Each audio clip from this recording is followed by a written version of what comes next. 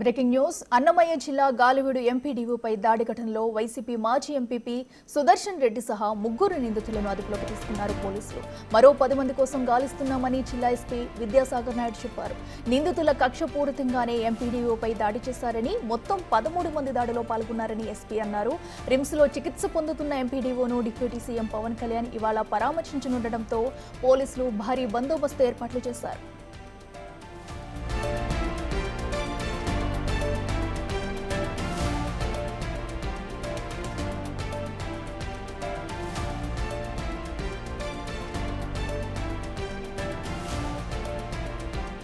ఈ కేసులో నిందితులను పోలీసులు కాలర్ పట్టుకుని లాక్కెళ్లిన దృశ్యాలు ఇప్పుడు వైరల్ గా మారాయి. వైసీపీ నేతల దాడి విషయం తెలుసుకున్న పోలీసులు వెంటనే ఎంపీడీఓ ఆఫీస్కు చేరుకుని అక్కడున్న నిందితుల కాలర్ పట్టుకుని లాక్కెళ్లారు.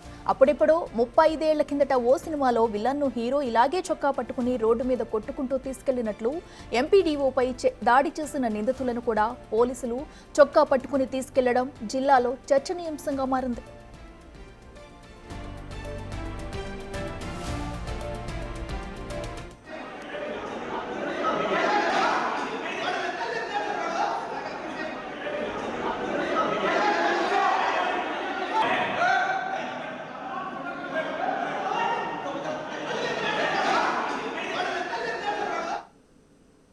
వైసీపీ మాజీ ఎంపీపీ సుదర్శన్ రెడ్డి దాడిలో గాయపడ్డ ఎంపీడీఓ జవహర్ బాబు కడప రిమ్స్లో చికిత్స పొందుతున్నారు. ఎంపీపీ వచ్చే వరకు ఆగమన్నందుకు సుదర్శన్ రెడ్డి తన అనుచరులతో కలిసి దాడికి పాల్పడినట్లు తెలిపారు. వ్యక్తిగత విషయాల గురించి తానేమీ మాట్లాడలేదని, తాళాలు ఇచ్చేందుకు నిరాకరించినట్లు తెలిపారు. మరింత సమాచారాన్ని మా ప్రతినిధి మధు అందిస్తారు. ఎంపీటీఓ కార్యాలయంలో జవహర్ బాబుపై దాడి జరిగింది. అసలు ఆ దాడి ఎందుకు జరిగింది, ఆ దాడిలో ఎంతమంది పాల్గొన్నారు, అసలు జవహర్ బాబుకి ఎలా ఉంది, జవహర్ బాబు మనతో పట్టి ఉన్నారు. ఇప్పుడు కడప రిమ్స్ ఎమర్జెన్సీ వార్డులో మనం ఉన్నాము. ఆయన అడిగి తెలుసుకునే ప్రయత్నం చేస్తాం. సార్ చెప్పండి, ఏం జరిగింది సార్? నిన్న మధ్యాహ్నము దాదాపు 1 గంట సమయంలో ఎంపీపీ ఒకళ్ళ కొడుకు సుదర్శన్ రెడ్డి ఎంపీపీ ఛాంబర్కి సంబంధించిన కీస్ ఇవ్వమని చెప్పి ఏడు మనిషిని పంపించి అడిగించాడు.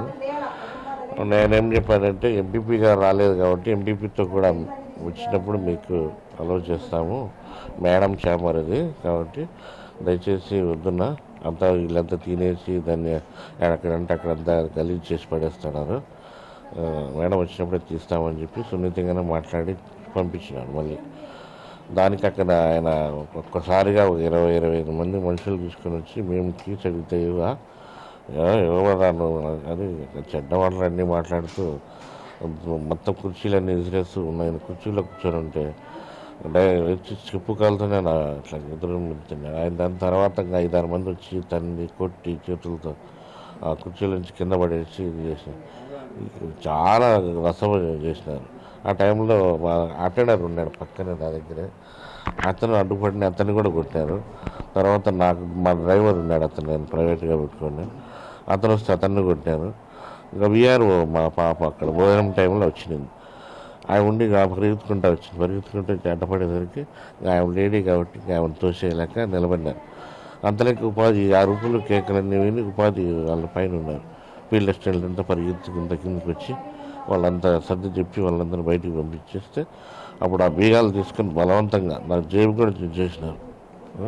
నా దగ్గర ఉండవు అని చెప్పి నేను అటెండర్ దగ్గర ఉంటాయి, నా దగ్గర ఎందుకుంటాయంటే వాళ్ళు కావాలనే బీగాలు కావాలంటే నన్ను అడగాలి, వాళ్ళ దగ్గర ఉండి తీసుకుని వెళ్ళిపోవచ్చు. కావాలనే నెపంతో నా మీద దాడి చేసి మళ్ళా రూమ్ తెరిచి 1 గంట సేపు కూర్చొని మళ్ళా వెళ్ళిపోయినారు. నేను ఈ లోపల పోలీసులు కంప్లైంట్ చేయడం జరిగింది. అయితే సుదర్శన్ రెడ్డికి మీకు గత కొద్ది రోజులుగా అసలు మీ ఎంపీడీఓ కార్యాలయంలో మద్యం సేవిస్తున్నారనే ఉద్దేశంతో అతను వాళ్ళని మందలించారు, అందుకోసమే కూడా దాడి చేశారని చెప్పి. మందలించలేదు కానీ కీస్ ఇవ్వడానికి నిరాకరించినాం అంతే తప్ప మనమేమే ఆయన వ్యక్తిగత విషయాల గురించి నేనేం మాట్లాడను. ఎందుకంటే వాళ్ళకి వస్తారు, వాళ్ళ లోపల లాకంటే అసలు ఎంపీడీఓ కార్యాలయానికి సుదర్శన్ రెడ్డి రావాల్సిన అవసరమే వచ్చింది, అందులోనూ అనుచరులతో రావాల్సిన అవసరమే వచ్చింది. ఆయనకి యాక్చువల్గా ఆయనకి ఏ పదవి లేదు, ఎంపీపీ కుమారుడు అనే దాంతోనే వస్తున్నాడు. ఆయన ఒక్కరిద్దరు వచ్చినా ఇబ్బంది లేదు, కానీ దాదాపు 20-25 మందిని తోడు పెట్టుకొని వస్తారు. వచ్చాడంతా పంచాయతీలు చేయడం గొడవలు అరుచుకుంటా అంతా అది ఆఫీస్ మాదిరి ఉండదు. ఆ రోజు వాళ్ళు ఉన్నంతసేపు మేము కూడా ఏమీ మాట్లాడలేని పరిస్థితి. వాళ్ళు ఎప్పుడెప్పుడు వెళ్ళిపోతారా అన్నట్లు భయంగా ఉంటుంది. ఎవరన్నా వాళ్ళు పిలిస్తే పలకపోయినా సమయానికి వాళ్ళ దగ్గరికి పోకపోయినా తిడతారు. అందుకని నేనే కాదు, స్టాఫ్ అందరూ కూడా భయపడుతూ ఉంటారు. వాళ్ళు సేపు కూర్చున్నంతసేపు భయపడుతూ ఉంటారు. దాన్ని కంట్రోల్ చేసుకోవాలనే ఉద్దేశంతో నేను సున్నితంగానే చెప్పడం జరిగింది. అసలు సుదర్శన్ రెడ్డి వర్గీయులు కావచ్చు, సుదర్శన్ రెడ్డి కావచ్చు, మీరు పోలీసులకు ఫిర్యాదు చేస్తే మళ్ళీ మిమ్మల్ని బెదిరించినట్లు ఆరోపణలు ఎదురవుతున్నాయి. నిజంగానే జరిగిందంటారు అట్లా?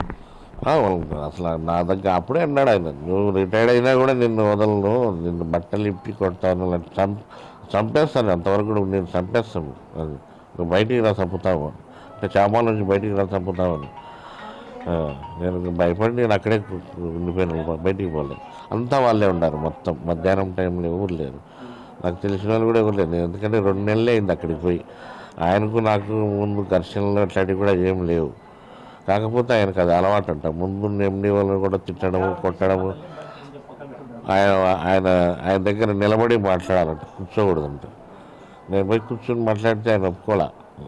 నాకు ఇట్లా చూసి వాళ్ళకి చెప్పినాడు నిలబడి మాట్లాడమని చెప్పని. అయితే ప్రభుత్వ పెద్దలైతే ఈ సంఘటన జరిగిన వెనుకమ్మనే మిమ్మల్ని పరామర్శించేదానికి శరవాణి ద్వారా ఫోన్ ద్వారా మిమ్మల్ని పలకరించారని తెలిసింది. ఎవరు మాట్లాడినారు? అసలు ఇక్కడికి ఎవరు వస్తున్నారు ఈరోజు? ఇన్సిడెంట్ జరుగుతానే కలెక్టర్ గారు 2 సార్లు మాట్లాడినారు. సిఇఓ మేడం గారు కూడా స్వయంగా వచ్చి పరామర్శించారు. మళ్ళీ ఇక్కడికి కూడా వచ్చినారు. మినిస్టర్ గారు 2 సార్లు మాట్లాడినారు. తర్వాత మినిస్టర్ గారు చెప్పారు, డిప్యూటీ సీఎం గారు వస్తున్నారు రేపు, మాట్లాడతారు, మీరేం ఆధారపడవద్దు, మీకు న్యాయం జరుగుతుంది. ఎవరు కూడా భవిష్యత్తులో ఏ అధికారి ఇబ్బంది పడకుండా మనం డిప్యూటీ సీఎం గారు చర్య తీసుకుంటారు. దాంట్లో భాగంగానే వెంటనే స్పందించి రేపు వస్తున్నాడు, మీరేం భయపడొద్దని నాకు అంటే మీరు కంప్లైంట్ చేశారు, మీ మీద దాడి జరిగింది విషయము. స్థానికంగా ఉన్న పోలీసులు స్పందించి వాళ్ళని అరెస్ట్ చేశారా? మీ మీద ఎవరైతే దాడి చేశారో ఉన్న సమయంలోనే నేను ఫోన్ చేశాను ఎస్ఐ గారికి. 2 సార్లు ఫోన్ చేశాను, వచ్చారు. కానీ ఆయన అంతమంది నుంచి ఆయన కూడా ఏం మాట్లాడలేకపోయినాడు. ఆయన చెప్తే ఎవరు ఆయన మాట ఇదే స్థితి లేదు. మళ్ళీ సిఏ గారు కలెక్టర్ గారికి ఫోన్ చేశాను. కలెక్టర్ గారు సిఏకి చెప్పినట్లున్నారు. వెంటనే సిఏ గారు వచ్చినారు. వాళ్ళందరినీ అదుపులోకి తీసుకొని గంట సేపు ఉన్నారు వాళ్ళు అక్కడ. మళ్ళీ ఆయన వచ్చి అదుపులోకి తీసుకొని పోయినారు. అయితే అన్నమయ్య జిల్లా గాలివీడు మండలంలో నిన్న ఎంపీటీఓ కార్యాలయంలో ఎంపీటీఓ జోహర్ బాబుపై దాడి జరిగిన దాన్ని బట్టి పోలీసులకు సమాచారం ఇస్తే తక్షణం స్పందించి పోలీసులు అయితే సంఘటనా స్థలానికి చేరుకున్నారు. అయినప్పటికీ అక్కడికి వైసీపీ వర్గీయులు ఎక్కువ శాతం అక్కడ ఉండడంతో ఒకసారిగా పోలీసులు కూడా భయాందోళనకు గురైన వైనమైతే మనకు జోహర్ బాబు పేర్కొన్నారు. అయితే ఇంతటి దాడికి గల కారణం ఏంటనేది అసలు జోహర్ బాబు కూడా నాకు కూడా తెలియడం లేదు. అసలు ఇంతమంది వచ్చి నన్ను కొట్టడం ఎందుకు అనేది భయాందోళనకు గురవుతూ మనతో బిగ్ టీవీతో ఎక్స్క్లూజివ్గా చెప్పిన జోహర్ బాబు. కెమెరా పర్సన్ సుదర్శన్తో మధు, బిగ్ టీవీ, కడప.